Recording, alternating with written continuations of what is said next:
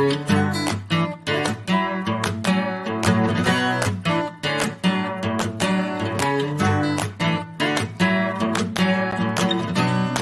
not who you think I am. Whoa.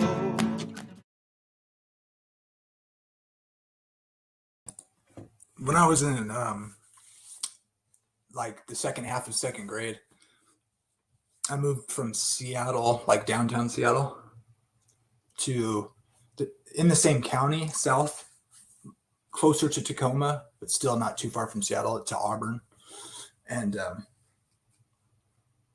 that's where I ended up going to academy for 4 years, which is just high school for Adventists. And they have dorms on campus. It's a big campus in Auburn. My dad went there. My grandma lived there still. And so late in the year, I came late towards the end of second grade. And that was my first year there at the grade school down the street. And then the next year, my friend Joel moved from Oregon, I think.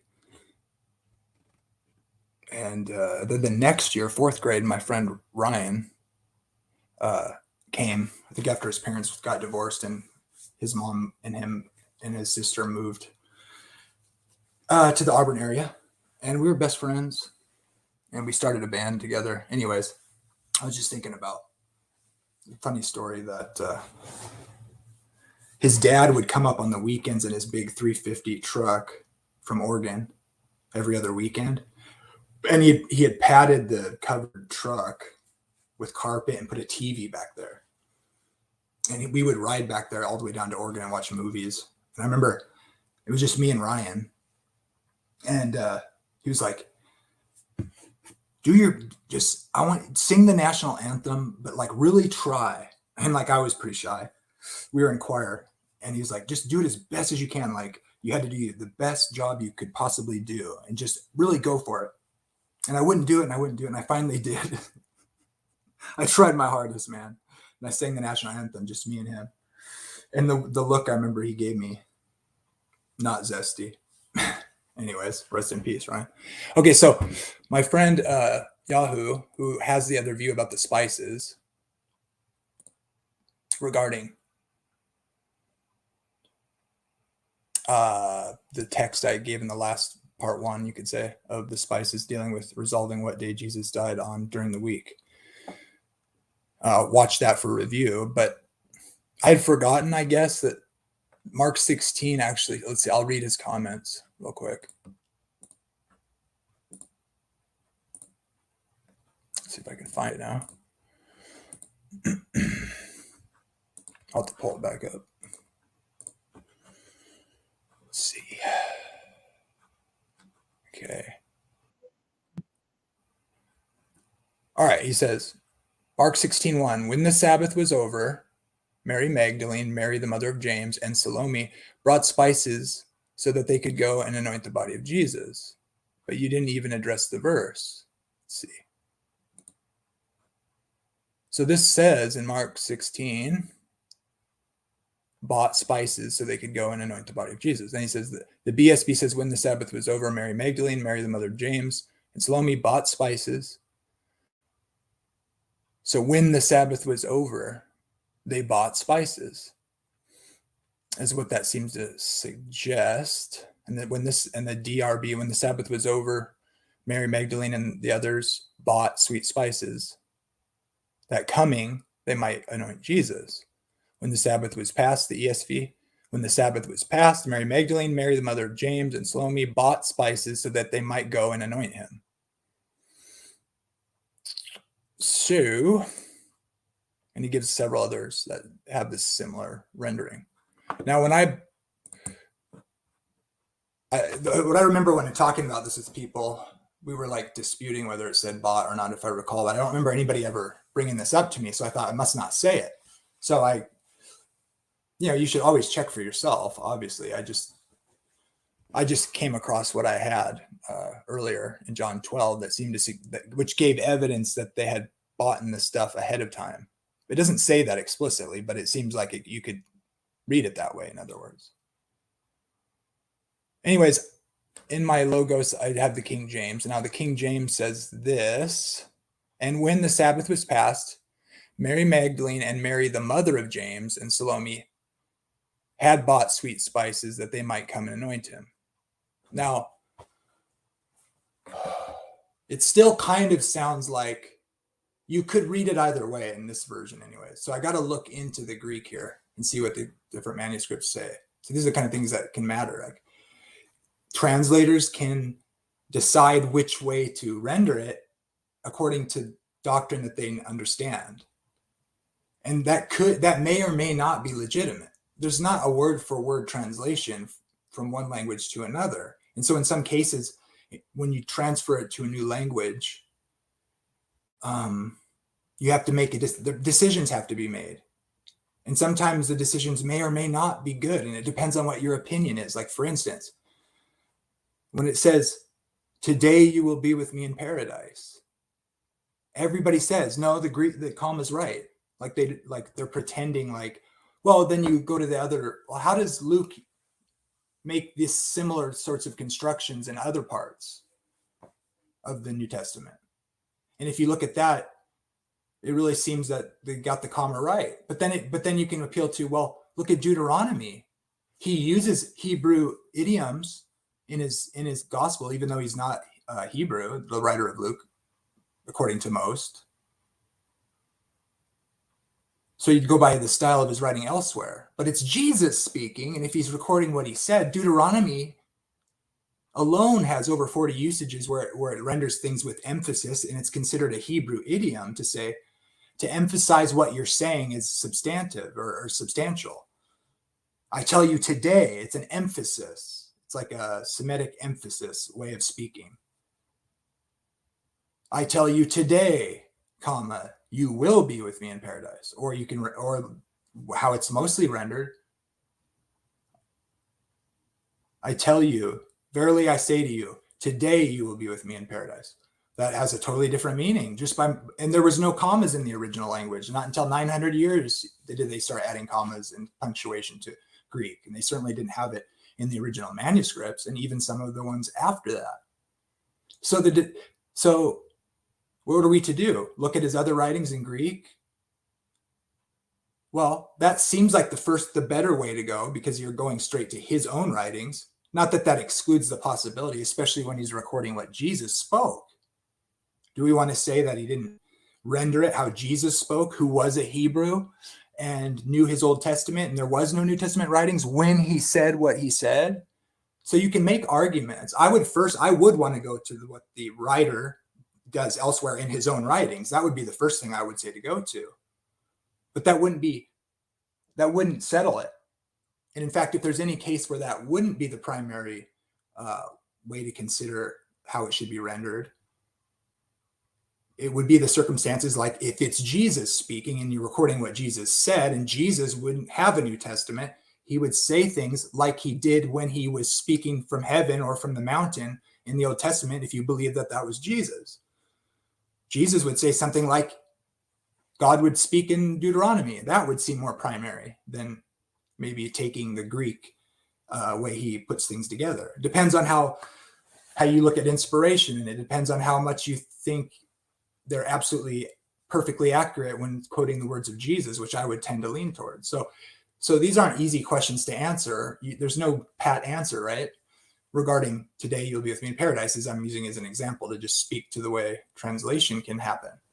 Now, that being said, why shouldn't you translate it how it's in most versions today?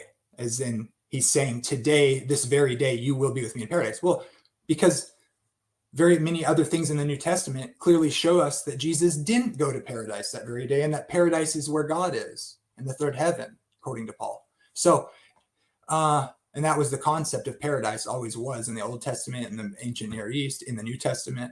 So, I mean, you can make up doctrines with the silent period when all sorts of contradictory things were written, and because of Hellenistic Jews, then they didn't have a prophet for the 400 years before Jesus showed up.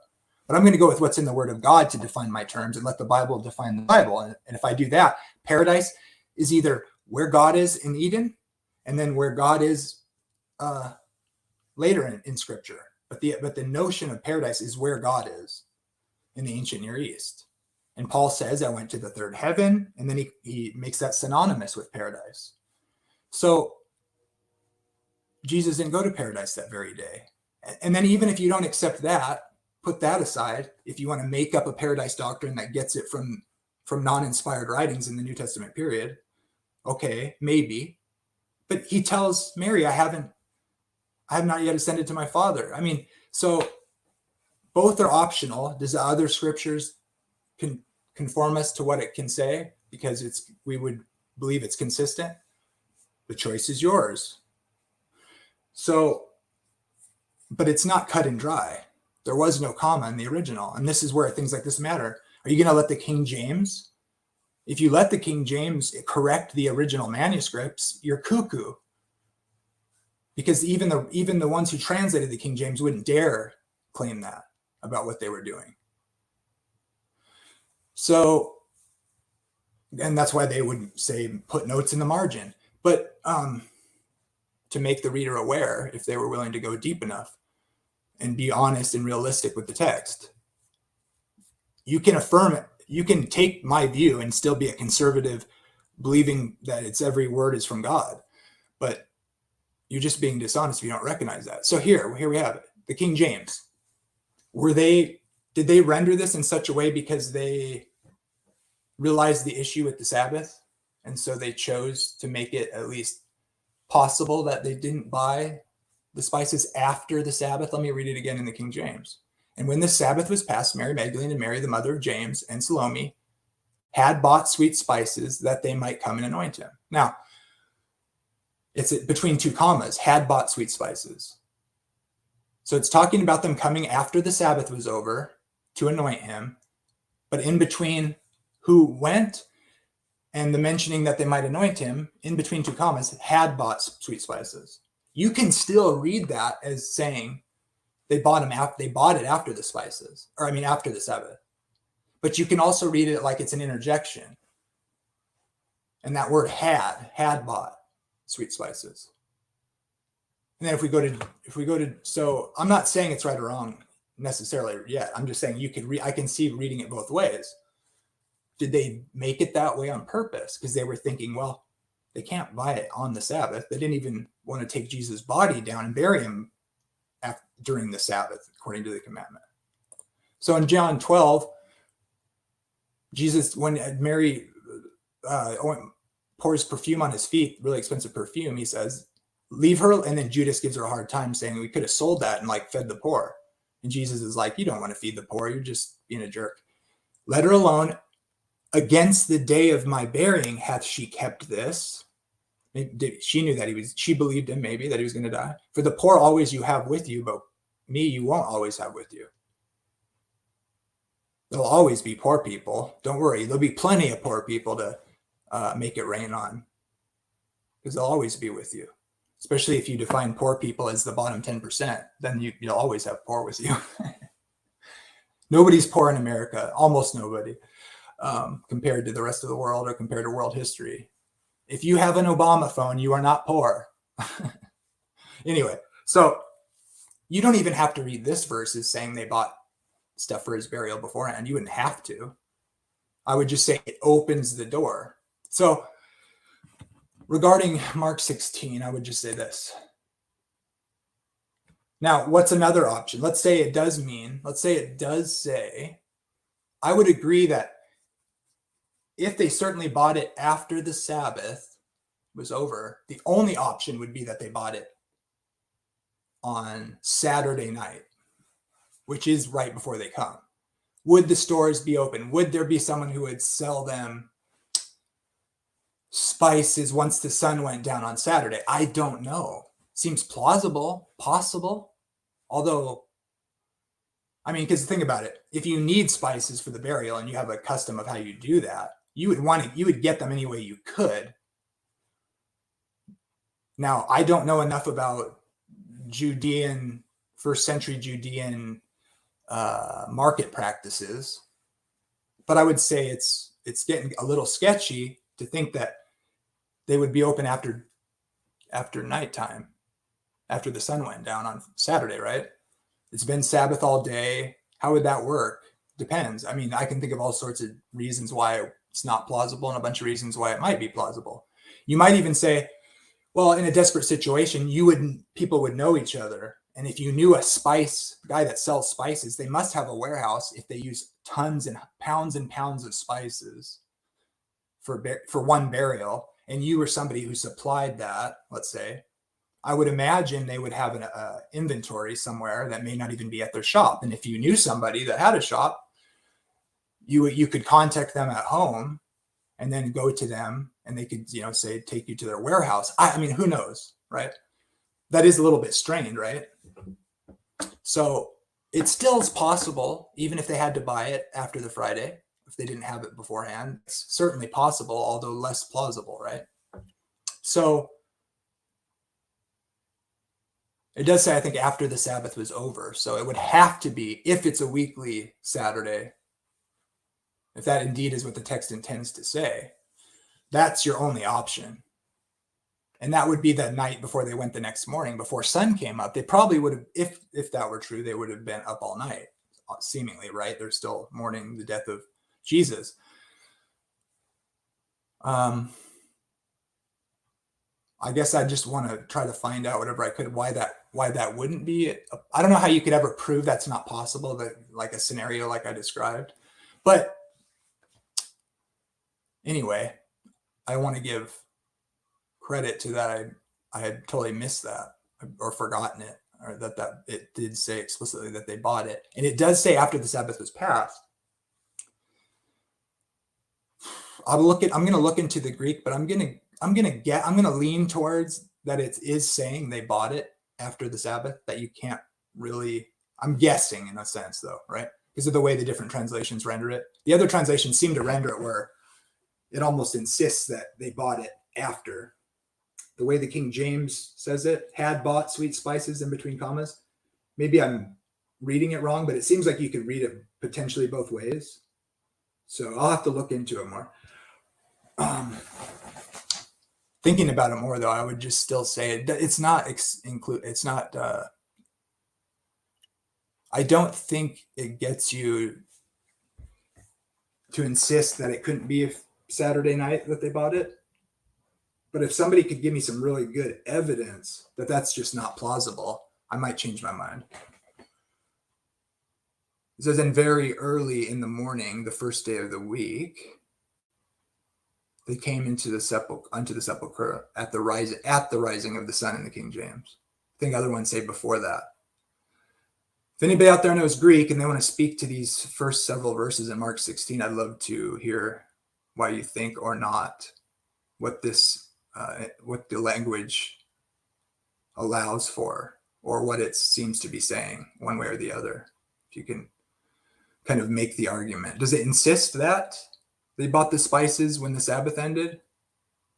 Or does it leave it ambiguous? Or it could be read either way in the original language. It could be rendered either way.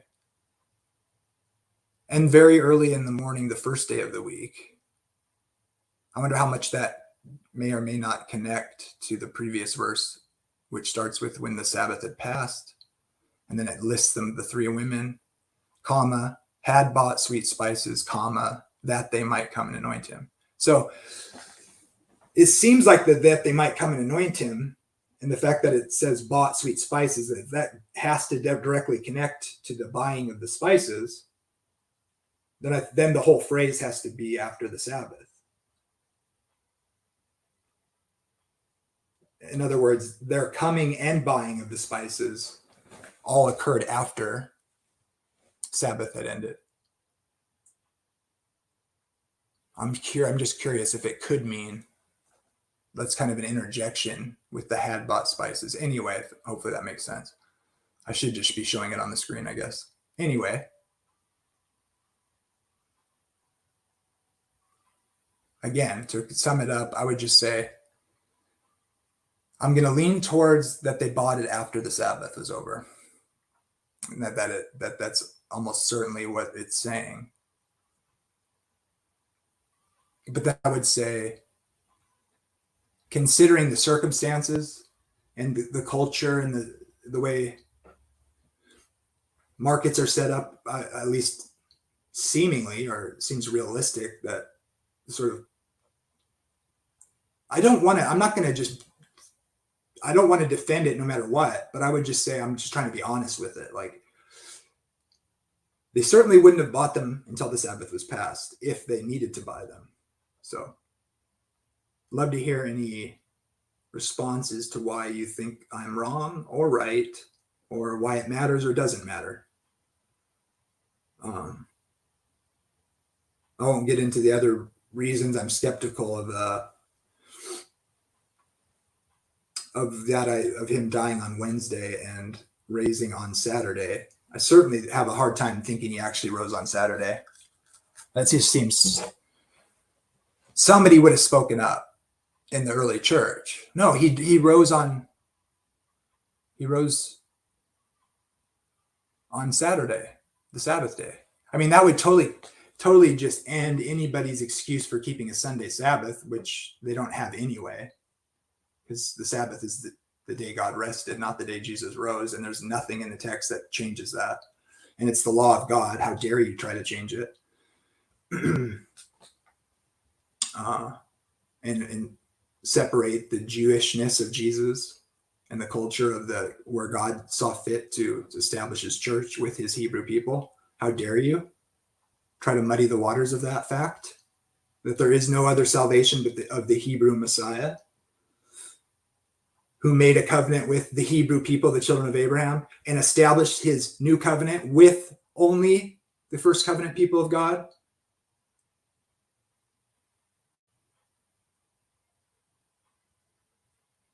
There's no Gentile church. Gentiles are brought in. Then you can say there's Gentiles in the Hebrew church that God established with Hebrews, his first covenant people, whose scriptures alone demonstrate and prove who Jesus is, the Messiah of the Jews, first, and then to the rest. There is no other church or people of God, but the people of God established in Christ, who brought the new covenant, promised to the Hebrew people and established by Hebrew people, so that the rest of the world could come into the ways of God. Anything else is just made up. So get that straight, buddy. There is no Gentile church. It doesn't exist.